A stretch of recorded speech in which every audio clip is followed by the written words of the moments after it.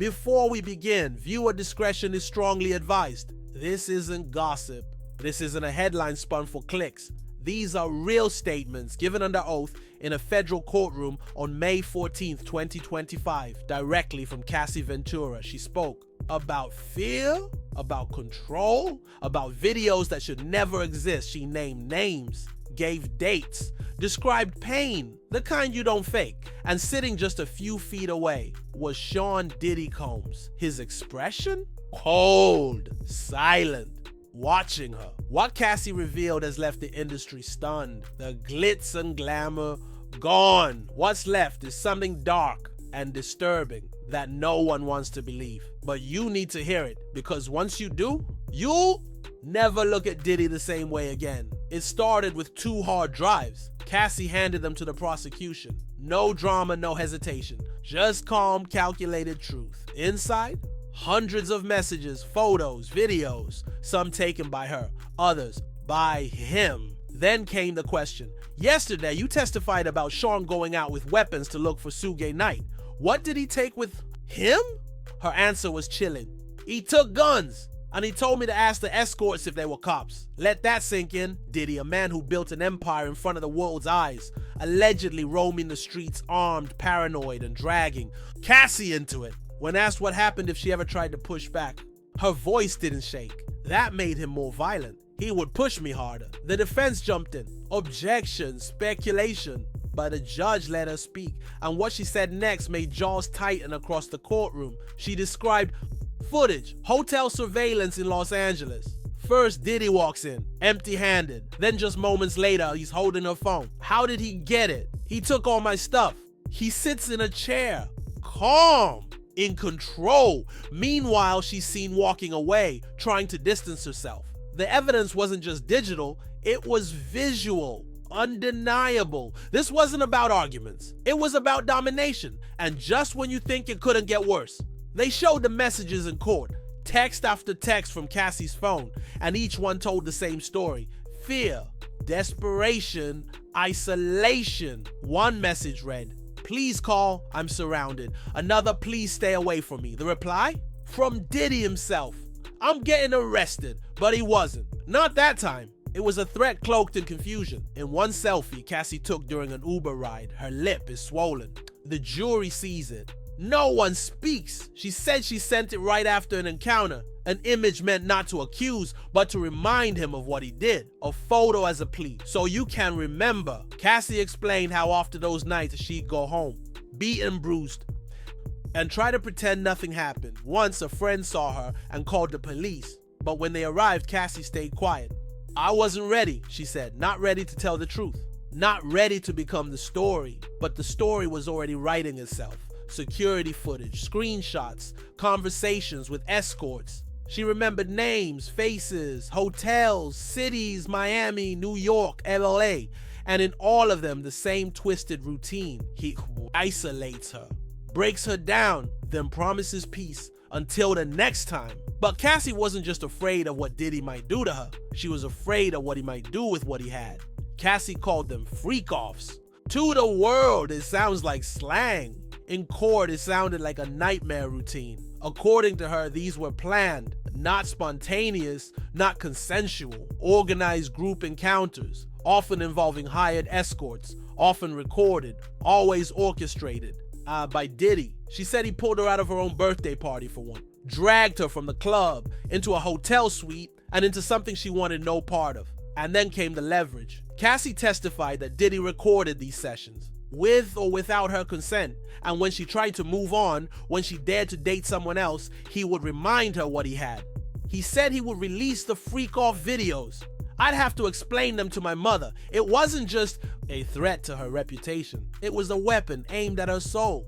She begged him, "Please delete the videos off your phone. Too many people have access to your devices." He replied, "No iCloud, all good." But it wasn't good, because by then, she says, she wasn't even living for herself anymore. She was living to avoid shame, avoid exposure, avoid the worst. The freak-offs became currency, a form of control, a method of punishment, and what made it worse, Cassie said she couldn't even fight back because fighting back made him angrier. This wasn't just mental torture. Cassie's testimony made it painfully clear. Her body paid the price too. She told the court she often felt sick after the freak-offs, not just emotionally drained, but physically destroyed. I get urinary tract infections a lot. She said they became so frequent that regular antibiotics stopped working. The burning, the pain, the shame, over and over again. Then came the detail no one expected. I had sores on my tongue from friction, from oral. There was no drama in her voice, just exhaustion. Like someone reliving the pain in slow motion. One more reminder that this was never about pleasure. It was about power. When she needed to recover, there was a routine, massages, IV fluids. The chef would prepare meals to help her feel numb again, like a patient being patched up for the next round. And when she couldn't take it, she turned to medication, Valium, brought to her by Diddy's own driver. She said she needed it before freak-offs, to calm her anxiety, to get through what she no longer had the strength to resist. This wasn't just abuse, it was a cycle. Planned, maintained, hidden. Cassie's body was breaking, but she still had to smile for the cameras, walk red carpets, pose for photos, while carrying bruises beneath designer gowns. By now, it was clear this wasn't a one-time incident. This wasn't a phase or a mistake. It was a pattern, a system, a lifestyle. Cassie said it happened everywhere. New York, Los Angeles, Miami.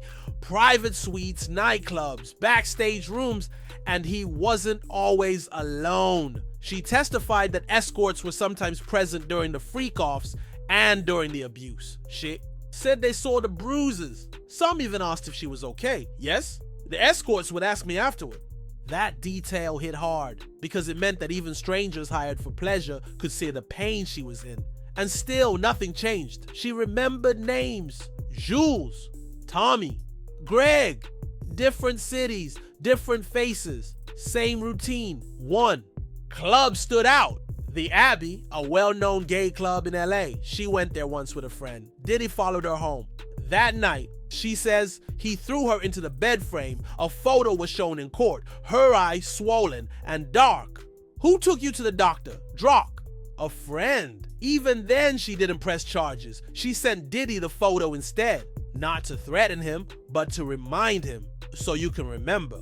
But memory wasn't the problem. Control was. On another trip, this time to the Cannes Film Festival, Diddy accused her of taking something from his boat. He threw her off, but her passport was still on board. She had to find her way back. Red carpet that night, smile for the cameras, act like nothing happened. That was the game. Humiliation in private, perfection in public. And on the flight back to New York, he switched seats just to sit next to her, opened a laptop, played the freak-off videos right there. Not in secret, not as a memory, as a threat.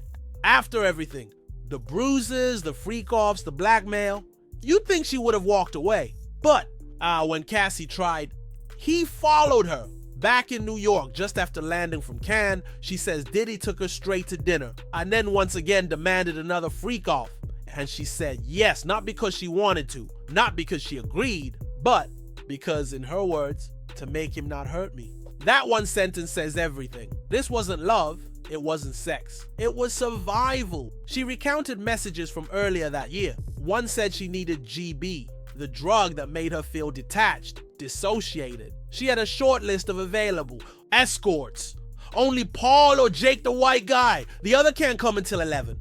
It wasn't scheduling, it was coordination, like planning a crime. Over and over again. Cassie even wrote, "It's just one more person knowing our secret." Their secret. The freak-offs, the videos, the drugs, the bruises. Another name came up, SLS, a Hollywood hotel. It was where she stayed before some of the worst nights. And always, she said, Valium arrived with Diddy's driver, prepping her for the unthinkable. This wasn't a relationship. It was a system built on fear, addiction, silence, and shame. And through it all, the industry turned its head. She was still on red carpets, still in videos, still smiling, because when someone's pain is polished with money and fame, the world looks away. By now, the courtroom wasn't just shocked. It was stunned because Cassie didn't just reveal what happened, she explained how it kept happening, and it always came back to control. She said after every freak off, she needed to recover.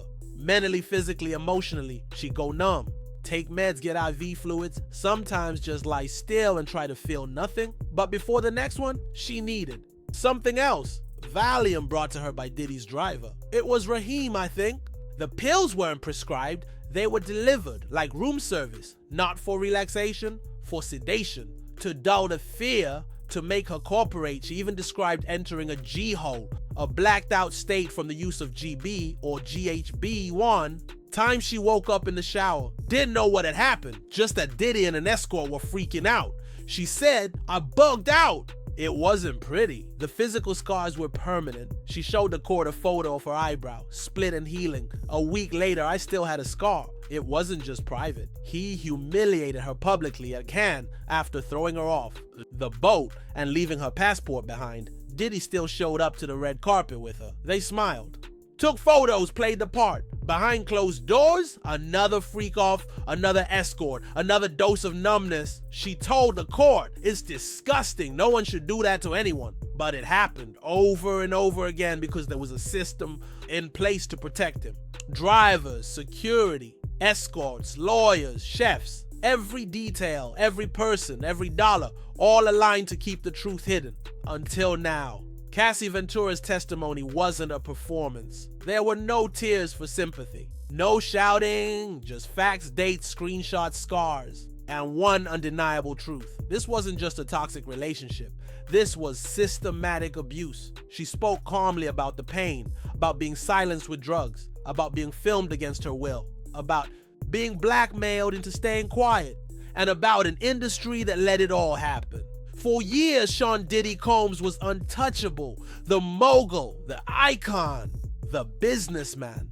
But behind the scenes, if Cassie's words hold true, he wasn't protecting an empire. He was protecting secrets, horrific ones. And now, those secrets are unraveling in federal court. This case isn't over. More witnesses may testify, more evidence may surface, and Diddy for now remains innocent until proven guilty. But the court of public opinion, that verdict is moving fast, because after hearing this, after seeing the photos, reading the messages, and watching Cassie stare her abuser in the eye, many aren't asking if she's telling the truth. They're asking how it was hidden for so long. So what do you think? Is this the beginning of justice for Cassie, or is this just the surface of something even darker? Let us know in the comments, and stay tuned, because the post-lunch testimony is coming, and what happens next could change everything. If you found this important, shocking, or even hard to hear, share it, because silence is how this went on for so long.